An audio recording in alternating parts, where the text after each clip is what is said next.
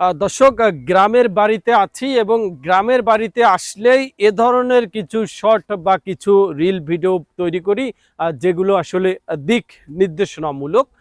এর বাইরে আমাদের ভিলেজ বাংলাদেশের ভিডিও সম্পর্কে আপনাদের অনেকেরই ধারণা রয়েছে। বিশেষ করে আমরা ভিলেজ বাংলাদেশ কাজ করি আমাদের দেশের উল্লেখযোগ্য পর্যটক স্পট সহ আমাদের দেশের যে প্রত্নতাত্ত্বিক নিদর্শন বা জনগুরুত্বপূর্ণ যে সমস্ত বিষয়বস্তু রয়েছে সে সমস্ত বিষয়বস্তু নিয়ে।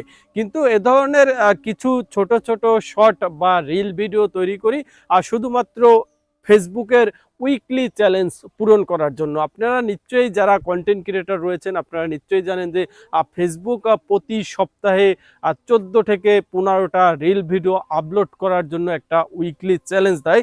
কিন্তু আমরা ভিলেজ বাংলাদেশ যে সমস্ত ভিডিও চিত্র নির্মাণ করি আমাদের অধিকাংশ ভিডিও হচ্ছে লং ভিডিও। আমাদের প্রতিটি ভিডিওই 8 থেকে 10 মিনিট দৈর্ঘ্যের হয়ে থাকে।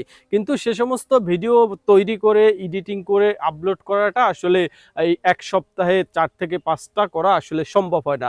যে কারণেই এ ধরনের ছোট ছোট কিছু দিক নির্দেশনামূলক ভিডিও আমাদেরকে তৈরি করতে হয়।